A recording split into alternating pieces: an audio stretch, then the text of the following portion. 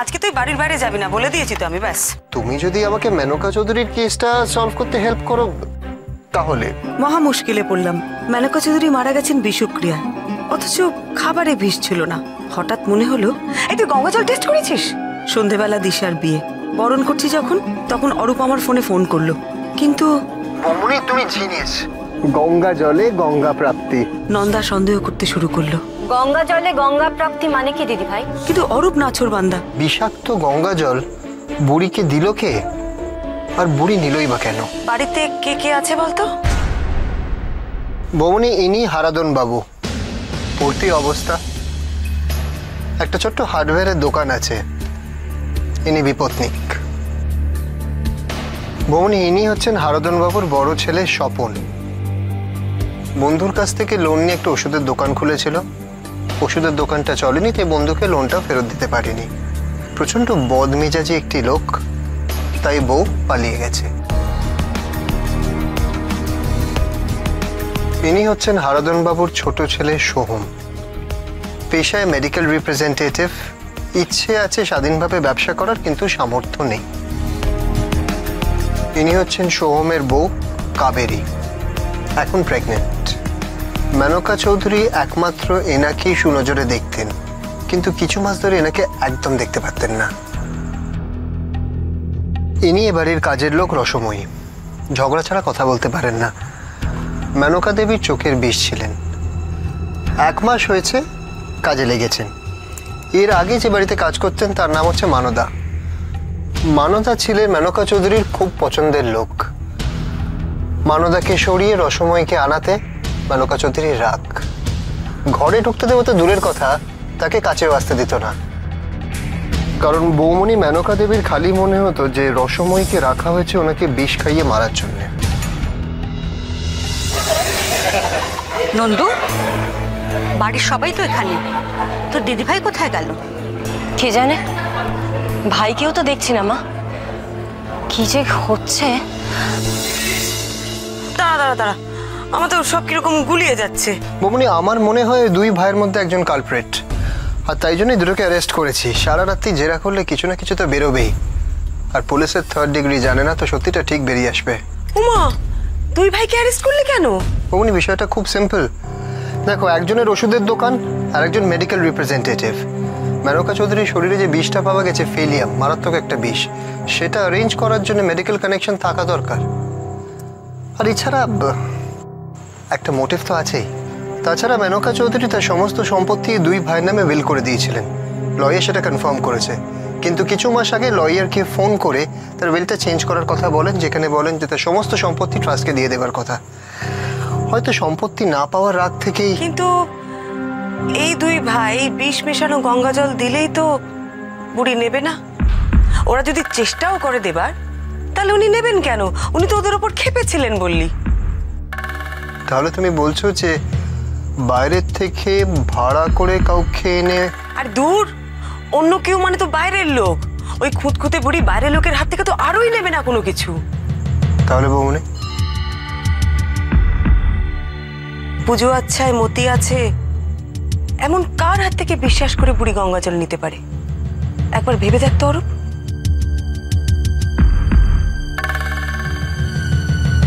ভেবে দেখুন না, ওদিকে দিশার বিয়ে হয়ে যাচ্ছে আর এদিকে দিদি ভাইয়ের কোনো পাত্তা নেই। এসব কথা আমায় বলছো কেন? তোমার ভাইকে বলো না।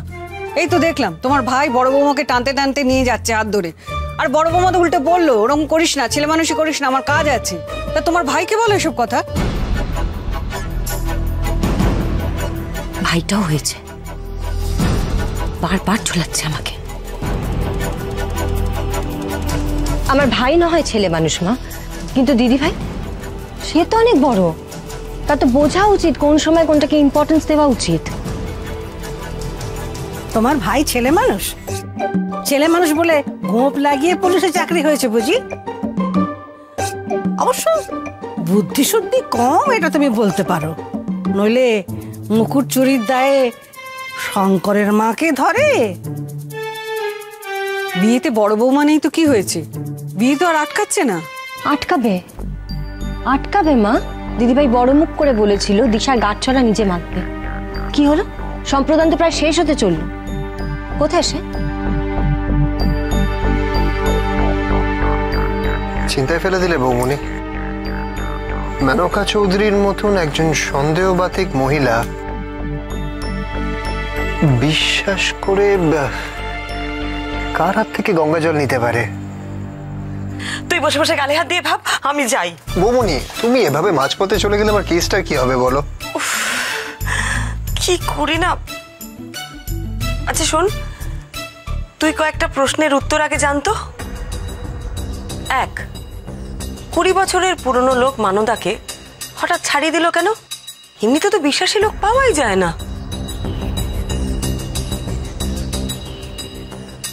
2, তুই বললি যে মেনকা চৌধুরী তার সম্পত্তি যখের ধনের মতন সামলাতেন, তাহলে ওই 2 ভাইয়ের নামে সম্পত্তি শখ করে লিখে দিলেন কেন?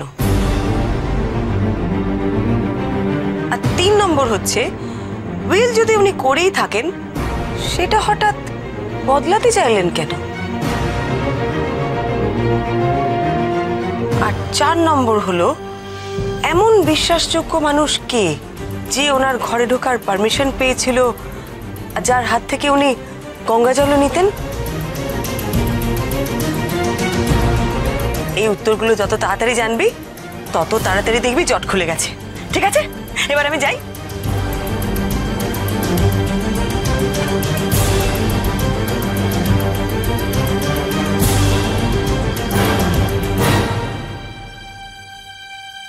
ও দিদিভাই, তুমি এখানে? ভাই কোথায় গো? সবাই বললো ভাই নাকি তোমাকে ডেকে এনেছে। সেই নিয়ে কত কথাই না শুনতে হলো আমাকে। তুমি বাড়ির বড় বউ, আজ তোমার কত দায়িত্ব। ভাই যদি তোমাকে আটকে রাখে, তুমি আটকে থাকবে বলো? গাছছাড়া কথা হয়নি না, আমি এক্ষুনি যাচ্ছি। দিদিভাই শোনো, বলছি গঙ্গা জলে গঙ্গা প্রাপ্তি মানে কি গো?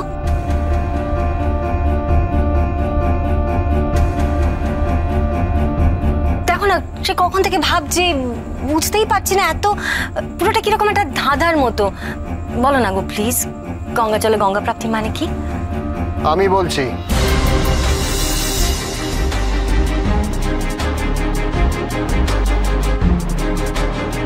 আসলে আমি দিশাকে একটা গিফট দেবো ভাবছিলাম, তাই বৌমনি আমাকে সাজেশন দিল।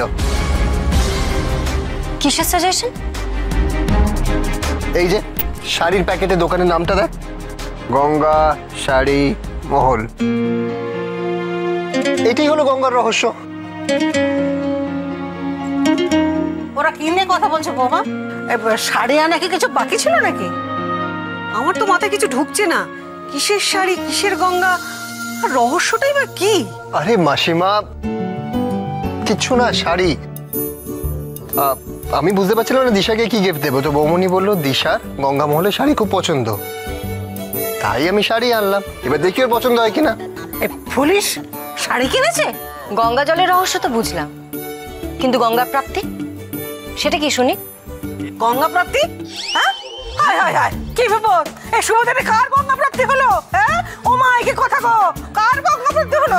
আমার কারো গঙ্গা প্রাপ্তি হয়নি। অরূপ মজা করছে, মজা করছে অরূপ। পুলিশের কি রকম রসিকতা, সুভদ্রের যত বাজে কথা। হ্যাঁ, কি কথা? দিদি তুই না বোকা হয়ে যাচ্ছিস। দিশার ফেভারিট গঙ্গা যমুনা পাড়ের শাড়ি। দেখি দেখি দেখি দেখি শাড়িটা দেখি। ও মা, মা দেখুন, অরূপ কি সুন্দর দিশার জন্য শাড়ি নিয়ে এসেছে, দেখুন। ও মা, ও মেজে বৌমা, ওখানে দাঁড়িয়ে আছো কেন? এদিকে এসো, দেখো কিরকম তোমার ভাই শাড়ি এনেছে। দেখো দেখো, পুলিশের পছন্দ আছে। গঙ্গা মহলের গঙ্গা যমুনা পাড়ের শাড়ির প্রাপ্তি, বুঝলি দিদি? খুব বুঝেছে, মেয়ে মানুষ শাড়ি বুঝবে না? মেজে বৌমা, তোমার ভাইয়ের পছন্দ আছে। কি সুন্দর শাড়ি এনেছে বলো তো। খুব ভালো, খুব সুন্দর শাড়ি। যে ফোনটা ধরেছিল সে কথা বলেনি, পেছন থেকে তো উলু আর শাকের আওয়াজ আসছিল, তো আমি বুঝলাম বরণ চলছে। আর বরণে তো তোমার থাকার কথা, তাই বুঝলাম যে ফোনটা অন্য কেউ ধরেছে, তুমি ধরনি। পিড়ি ধরার সময় এরকম নাটক করলি কেন? অন্য কেউ ধরেছিল সেটা বুঝতে পেরেছিলাম, দিদি ধরেছিল সেটা তো বুঝিনি। বাবা, তোর তো অনেক বুদ্ধি আছে রে। ঠাম্মা যে তোকে ফুলিশ বলে তুই অতটা ফুলিস না। উনি পুলিশ। এ কি বড় বৌমা, তুমি দাঁড়িয়ে গেলে কেন? যাও, ঠাকুর মশাইয়ের যদি কিছু লাগে। হ্যাঁ মা, আমি এক্ষুনি যাচ্ছি। ঠাকুর মশাই, এই অরূপ শোন শোন। হ্যাঁ বৌমনি। বলছি যে ধর্মপ্রাণ কোনো মহিলা পুজোর ব্যাপারে কাকে সব থেকে বেশি বিশ্বাস করবে? কার হাত থেকে বিনা দ্বিধায় গঙ্গা জল নিয়ে পান করবে? মানে? ঠাকুর মশাই। ঠাকুর মশাই মানে পুরোহিত? হ্যাঁ, পুরোহিত। বৌমনি ব্রিলি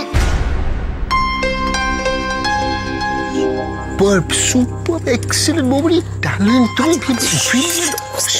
আস্তে আস্তে খোঁজ নে মিত্র বাড়িতে কোনো পুরোহিত আসতো কিনা, চট করে খোঁজ নিয়ে যা। যা যা যা। থ্যাঙ্কস।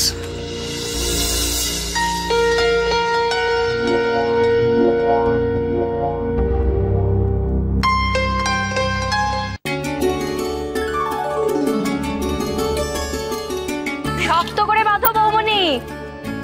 আমাদের দিশা রানীর আঁচল যেন ওর বর সারা জীবন শক্ত করে ধরে থাকে। কি তাই তো? শক্ত করে বেঁধে দিলাম একদম। কোথায় পাঠালে ভাইকে? হ্যাঁ, অরূপকে কোথায় পাঠালে? এবার নিশ্চয়ই বলবে না শাড়ি কিনতে পাঠিয়েছো।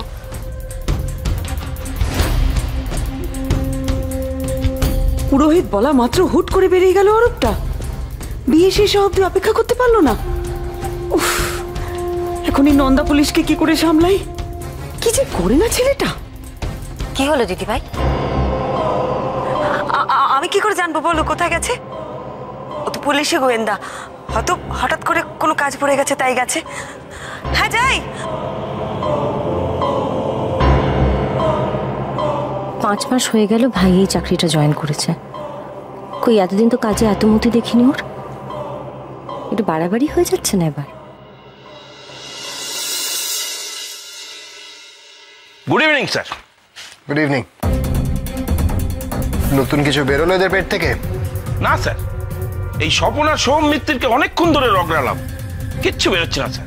কিছুতেই মানতে চাইছে না খুন করেছে। কেন, কি এক্সকিউজ দিচ্ছে ওরা? এক নাগারে একই কথা বলে যাচ্ছে স্যার। বলছে বুড়ি গঙ্গা জল কোথায় রাখতো তাই জানতাম না, বিষ মেশানো তো দূরের কথা। বড়টা তো স্যার মেনকা চৌধুরীর নাম শুনলেই একেবারে জ্বলে উঠছে। ছোটটা অতটা নয়, তবে আমি ভাবছিলাম স্যার। ঠিক আছে, দরজা করুন, বাইরে আসুন আপনারা।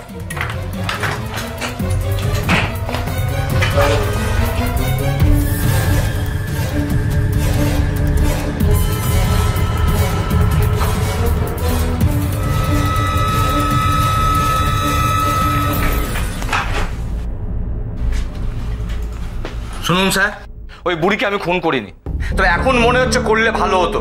বুড়ি মরার পর আমাদের যা ভোগাচ্ছে, মনে হচ্ছে নরকে গিয়ে গলাটা টিপে ধরি। এর ভদ্রঘরের ছেলে ঠিক খুনের কথাটা মাথায় আসেনি। বুঝলাম।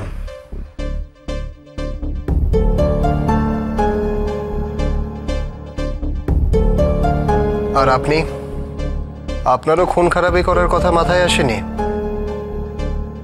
শুনলাম মেনকা দেবীর সাথে আপনার টাকা পয়সা নিয়ে কি ঝামেলা হয়েছে। খেদে কোনো লাভ নেই সোহমবাবু, একটা খুন হয়েছে, আর সেইটা আপনাদের বাড়িতে। আর আপনি তো জানেন যে পুলিশ চোখের জলে ভোলে না।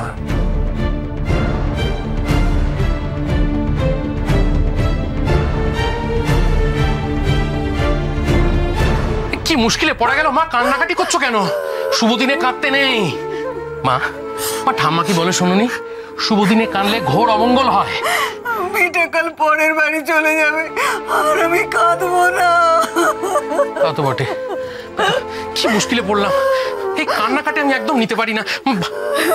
মা বলছি বাবাকে ডেকে দেবো? তোর বাবা কি করবে? আমার চোখ মুছিয়ে দেবে।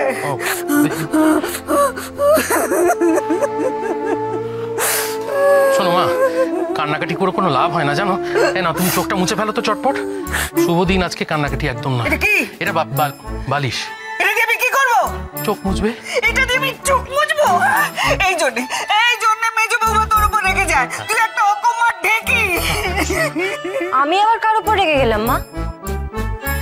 সর্বনাশ করেছে, মোক্ষম সময় ঢুকে পড়েছে। এবার কোন কথা থেকে কোন কথায় গিয়ে কুরুক্ষেত্র বাঁধাবে কে জানে। মা বলছি, আমার তো অনেক দায়িত্ব, বোনের বিয়ে, আমি যাই। দাঁড়া দাঁড়া দাঁড়া, মার কাছে আমার নামে কি নালিশ করছিল শুনি? নালিশ? হ্যাঁ তোমার নামে? পাগল। ওই দুজনে রাম রাবণের যুদ্ধ বাঁধিয়ে দিল। শান্তিতে দুদণ্ড কাঁদবো সেটারও আমার উপায় নেই। কাল আমার মেয়েটা পরের বাড়ি চলে যাবে। মা, মা গো। তুমি কোথায় যাচ্ছ? বিশ্বাস করো নন্দা, আমি মায়ের কাছে তোমার ব্যাপারে কোনো নালিশ করিনি। কি করব বলো, তোমার দয়ায় তোমার পায়ের ধুলো হয়ে আমি বেঁচে পড়তে রয়েছি। তোমার গুণকীর্তন করা ছাড়া আমার আর কি উপায় আছে বলো? মা, মা তুমি কেঁদো না। মা একদম নড়বে না। একটা কথা বলো তো আমায়।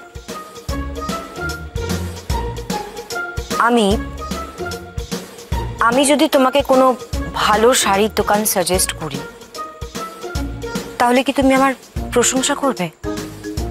আমাকে জিনিয়াস বলবে? শাড়ির দোকান সাজেস্ট করলে? দেখো নন্দা, মানে তোমার প্রশংসা করার মতো অনেক বিষয় আছে, তোমার অনেক গুণ, কিন্তু শাড়ির দোকান সাজেস্ট করলে না নন্দা, এরকম একটা বোকা বোকা বিষয় তোমায় জিনিয়াস বলবো, এতটাও বোকা আমি নই। কে যেন ডাকছে, যাই। বৌমনি তুমি জিনিয়াস। গঙ্গা জলে গঙ্গা প্রাপ্তি। আসলে আমি দিশাকে একটা গিফট দেবো ভাবছিলাম, তাই বৌমনি আমাকে একটা সাজেশন দিল। গঙ্গা শাড়ি মহল, গঙ্গা মহলের গঙ্গা যমুনা পাড়ের শাড়ির প্রাপ্তি। বুঝলি দিদি? আমার ভাই মিথ্যে বলে আমাকেই বোকা বানালো।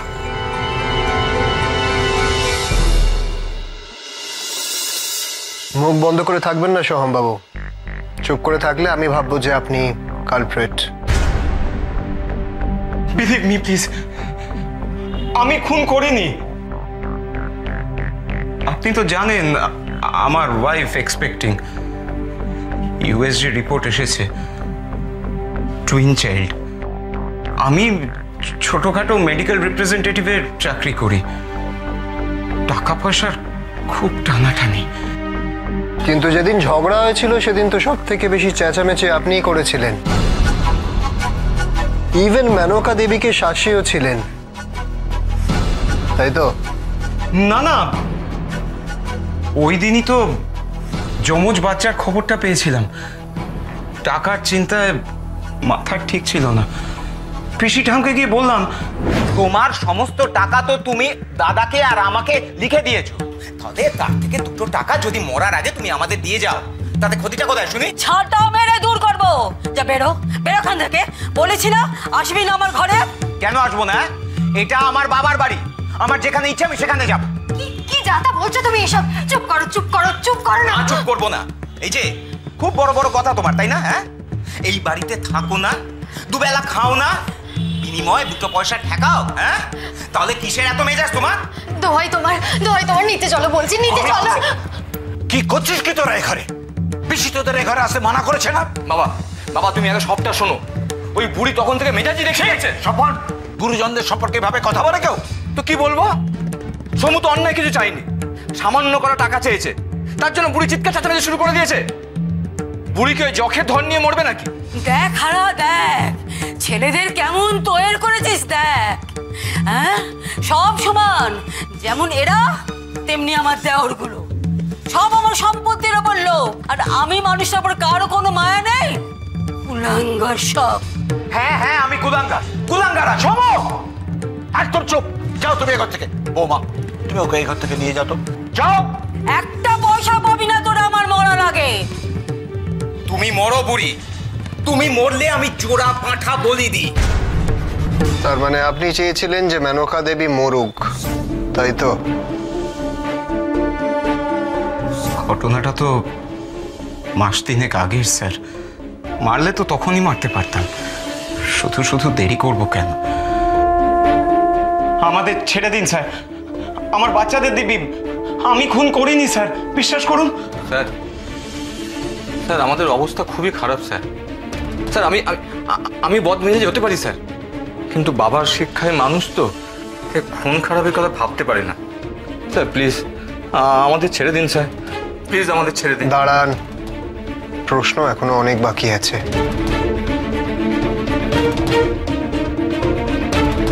আর কি কি যেন জিজ্ঞেস করতে বলেছিল বৌমনি?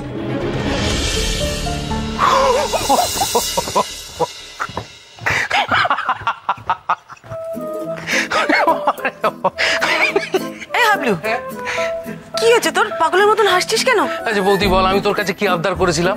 যে আমার একটা সুন্দরী বউ চাই। হ্যাঁ তো তুমি এমন এক পিস সুন্দরী বউ এনে দিলি বৌদি, যে একই সাথে দজ্জাল আর পাগল। পাগল? পাগল মানে ফুল ম্যাট। কি বলছে জানিস? বলছে আমি যদি তোমাকে একটা ভালো শাড়ির দোকান সাজেস্ট করে দিই, তুমি কি আমাকে জিনিয়াস বলবে গো? আচ্ছা বল, শাড়ির দোকান সাজেস্ট করলে কেউ কখনো কাউকে জিনিয়াস বলে? একে পাগল ছাড়া কি বলবো? দূর, ওর কথা ছাড় তো। তুই যা, মণ্ডপে যা, দিশাকে বাসর ঘরে নিয়ে যেতে হবে তো। যা যা যা। হ্যাঁ আমি যাই। নন্দা তার মানে অরূপের কথাটা বিশ্বাস করেনি, দেখলেন তো? কি যে জিলিপির পেঁয়াজ আছে না ওর মনে, সত্যি আমি বুঝি না বাবা। অরূপটা যেরকম সাদা সিধা, নন্দাটা সেরকম জটিল। কি করে এরকম হয় বলুন তো?